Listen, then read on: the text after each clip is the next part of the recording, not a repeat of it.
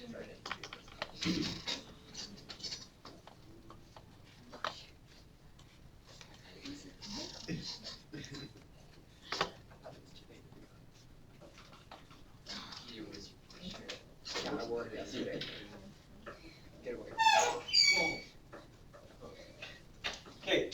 I'm going to show you one thing. Keep working. When everything pops up here, I'll interrupt you for just a minute. I want to give you another equation that you can use.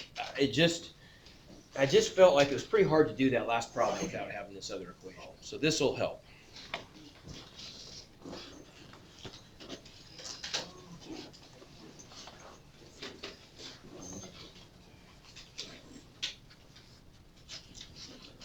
Okay, so have a quick look. This is a pretty good one. Now I'm gonna make you a deal. This one is fair game for the last problem only though. And then next, when we get into harder kinematics problems, like I can't remember if it's next chapter or the chapter after that. Next chapter is vector stuff. I can't remember which one it is. But anyway, when we start getting into the next level of kinematics problems, I'm gonna give you these equations or this equation. It's really just one equation. And there's one other one that's also really helpful. But for now, I kind of want you to be thinking of this stuff in terms of average velocities, because that's something that people lose sight of. Sometimes when people just jump into all these fancy highfalutin kinematics equations, they lose sight of the value of average velocity in calculating kinematic quantities. So I'm kind of forcing you to overuse it right now. In the future, you won't use it nearly that much. But what does this one say? Okay, this tells us something pretty useful here. This tells us that if I know the initial velocity and I know the acceleration and time, I can directly calculate displacement, okay? Or if I want to write it in terms of final position and initial position, that's fine. But for your purposes, really, you want this version, right?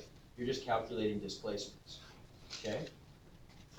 So that's pretty useful. When you look at that last example, where for example, I can't remember, the car is starting from rest and it has a uniform acceleration. It tells you what it is, right? So then what's the initial velocity of the car? Zero. You know its acceleration, right? Okay, so this could be useful, okay? Because what you're really trying to do, and I'm not going to tell you very much. I don't want to give this one away. So once you give a chance, I'll make it worth less. I might change the value on the assignment, so it's not going to kill you if you don't get it, but I want you to try to get it. You're trying to find, remember, the point where the car overtakes the truck, okay? You all know what I'm talking about when I'm bringing, should I put that one up on the board for a second? So you can kind of see, you can look at the problem, like an example of it. Let's do that. This guy.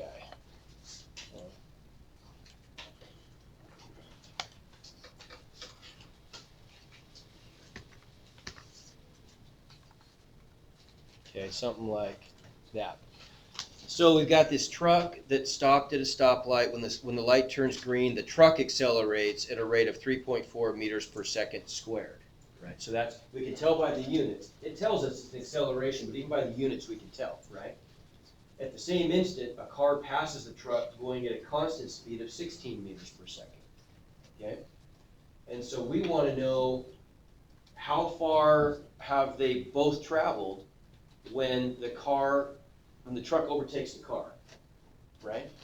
Does that make sense? So when are we starting the stopwatch in this situation?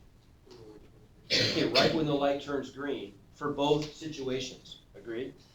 Okay. That's all I'm going to say about the problem. Now I want to review just a little math concept with you that might be helpful. Let's take an example. I guess I didn't finish this. That's all right. I'll make something up here.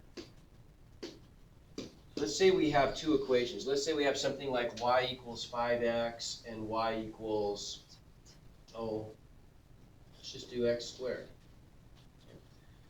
Let's say I want to find where those functions cross. Okay, how would I do that? If I were to graph them,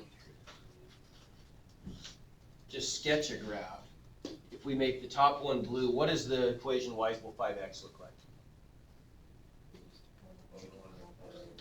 Okay, so it's a line with a y-intercept of 0 and a slope of 5. Okay, So, you know, just something like that. I didn't probably draw it exactly right.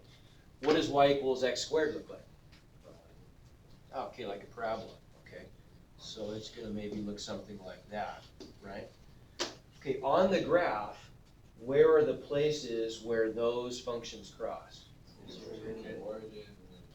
Okay, so one of them is going to be right there, good, and one of them is going to be right there. How would I find that one? You could plug x squared. Okay, yeah.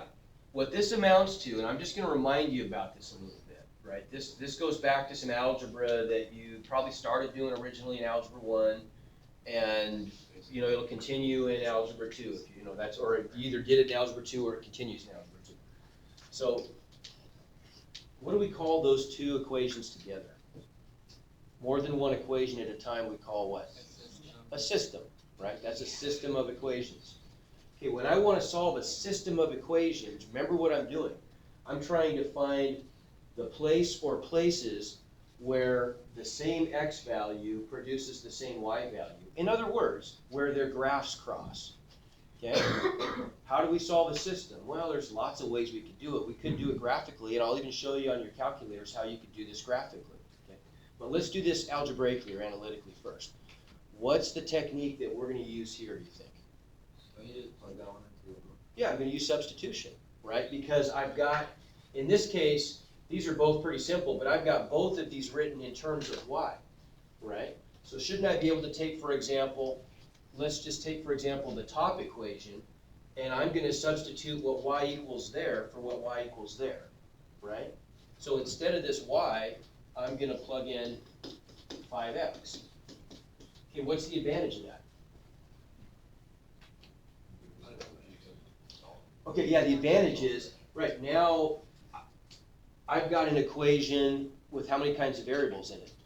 So I can solve it, right? Does that make sense? How would I go about solving this equation? Well, I don't want to just plug in numbers. I'm going to try to solve this thing, you know, I'm going to try to solve this thing algebraically.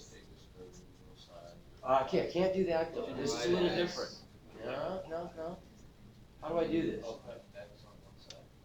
Okay, I've got to get, remember, and this goes back, I mean, I know this isn't a math class. I'm not going to spend all period talking about algebra, but I'm just going to remind you of a couple things here. So, when I'm solving an equation where I have multiple x's that can't be combined, right? These are not like terms. If I cannot point to a single value of x, I can't isolate it, right? I have to do something different. I have to try to factor it and use the zero product property, right? So what's that mean?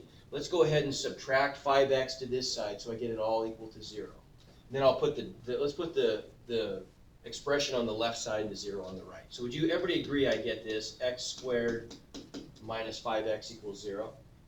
Okay, so my goal then is I've got to find the value of x that makes this equal to 0, right? Or value or values. This is where I've got to use some algebra though, because there's an infinite number of possibilities. Well, the trick with this, the trick that you're going to be able to use is that we could factor out an x, couldn't we? I could undistribute an x. So if I break this into the product of x times x minus 5 equals 0. Now think about this. Now that I've got this broken into a factor of broken into a product of small factors, when is the product of anything equal to 0? I'll give you, let's just do a little warm up here real quick. Just feel like maybe we need to warm up our arithmetic skills. So just do this in your head. Don't write anything down. Please do this in your head. Okay, I'd like you to do 2 times 3 times 10 times 117.3574 times pi times 0 equals 0. Yeah, right? Okay, it doesn't matter how complicated all of the, you get nervous for a while there, weren't you? Multiply by 0, you get 0. That's the magic of the zero product property, right? If I know that this product is 0, there's only one way it can be 0, right? It can only be 0 if I multiplied by 0 to get it, right? Well, what are the two things that could be 0? Either this factor could equal 0, or that factor could equal 0. Both of those would give me x values that work, right? So if I take this factor and set it equal to 0, well, that's just a solution right there. And we knew that was one of them. We can see it right there, right? The other one right here, if I set x minus 5 equal to 0 and solve, what do I get?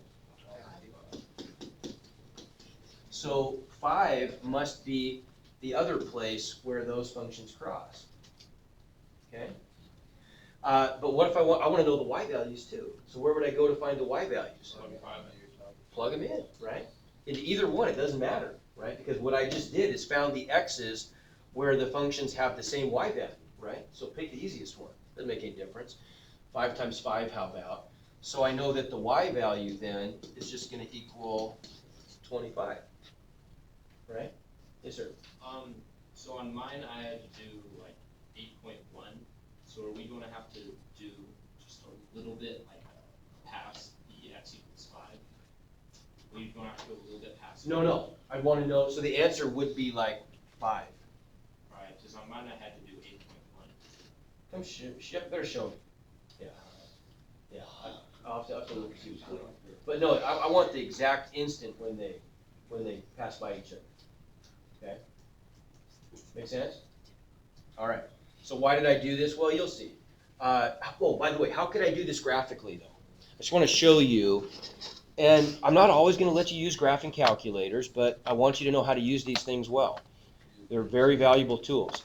So if I want to do this same problem on a graphing calculator, all I would have to do, there's two ways I could do this. I can do it graphically, very easy. So we could graph the two functions, right? We graph the function 5x, and we graph the function x squared. Okay, and let's just start off going, how about if we just start off going zoom standard, not really knowing what's going to work. So there's the line, there's the parabola. So I'm off the screen a little bit, aren't I? Right?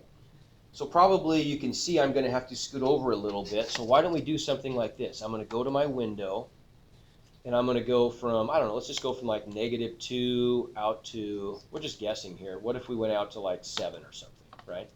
And I'm just going to go zoom 0 or zoom fit. I'll let the calculator choose the y values. Okay, all I've got to be able to do is see the intersections, and the calculator will give me the answers. Okay, how do I find the answers? Anytime we want to do something with a graph, remember what we did with regression stuff, right? We wanted to do stuff with the graph with that regression line, and so we went second calc, and it gives us the calculate menu for graphs. Which one of those looks suspiciously interesting for this case? Intersect, yeah. So for intersect then, if I push intersect, look what this thing does. It's cueing me. It says, okay, first curve, is this right? y1 equals 5x, the one that the cursor is on right now? That's one of the two curves I want to intersect, right? So I would just hit enter.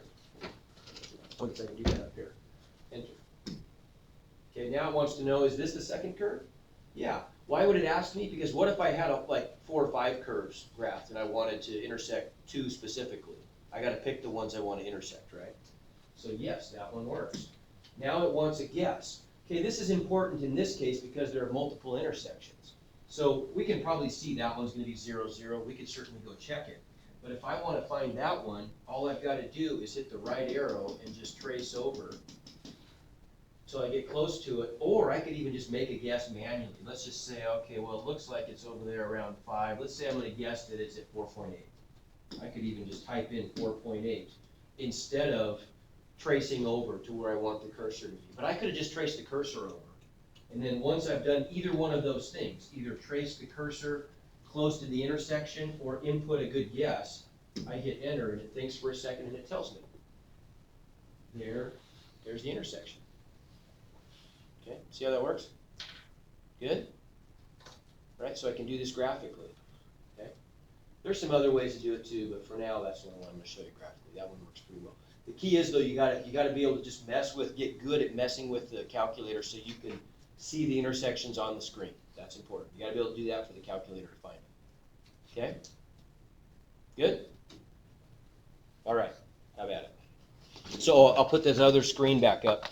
I will update the online version of our formula sheet, but for now, how about if you just write that on your sheet?